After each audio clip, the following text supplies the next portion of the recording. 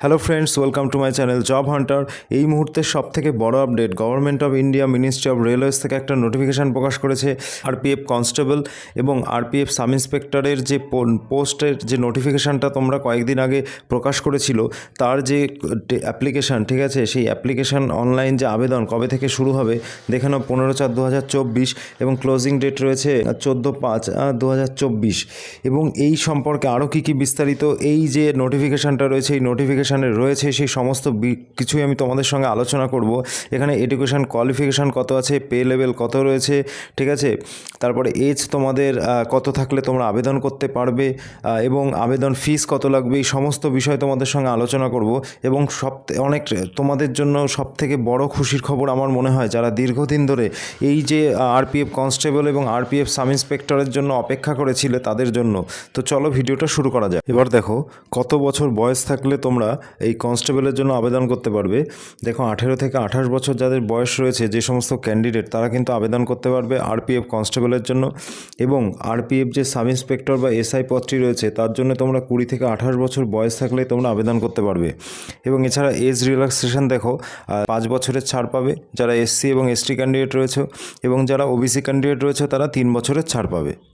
এবার দেখো education qualification, কনস্টেবলের জন্য যারা আবেদন করবে তারা 10 পাস হলেই কিন্তু তোমরা আবেদন করতে পারবে।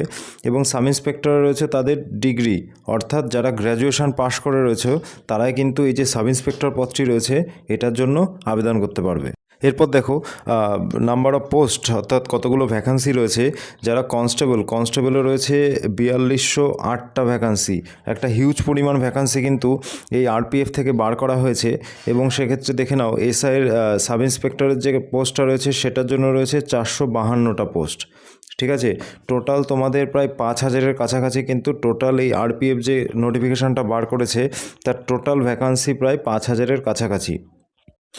এবার দেখো অ্যাপ্লিকেশান ফিস কত রয়েছে। যারা জেনারেল বা ওবিসি রয়েছে তোমাদের এই যে ফর্ম ফিল আপ করতে তোমাদের 500 টাকা লাগবে। এবং যারা এসসি এসটি অথবা ইডব্লিউএস রয়েছে তাদের 250 টাকা লাগবে। এবং তোমাদের যে পেমেন্ট মোড, সেই পেমেন্ট মোড রয়েছে অনলাইনে, অর্থাৎ অন্যান্য চাকরির পরীক্ষায় কী হয়, তোমরা অফলাইনেও তোমরা কিন্তু ফর্ম ফিল আপ করে তোমরা জমা দিতে পারো, এবং সেক্ষেত্রে তোমরা অফলাইনে কোনো ব্যাংকে গিয়ে তোমাদের চালান কাটতে হয়। কিন্তু এক্ষেত্রে কিন্তু তোমাদের পেমেন্ট মোড শুধুমাত্র কিন্তু অনলাইনের মাধ্যমেই তোমরা কিন্তু পেমেন্ট করতে পারবে। এবার দেখো তোমাদের যে অনলাইন অ্যাপ্লিকেশান, সেই অনলাইন অ্যাপ্লিকেশান শুরু হবে 15/4/2024 থেকে, এবং লাস্ট ডেট রয়েছে 14/6/2024।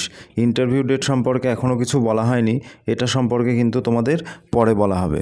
তো দেখে নিয়েছো তোমরা যে আরপিএফ যে কনস্টেবল এবং আরপিএফ যে এসআইয়ের যে সমস্ত তথ্যগুলো তোমাদের যে নোটিফিকেশান, সেই নোটিফিকেশানে বলা ছিল সেগুলো আমি তোমাদের সঙ্গে শেয়ার করলাম।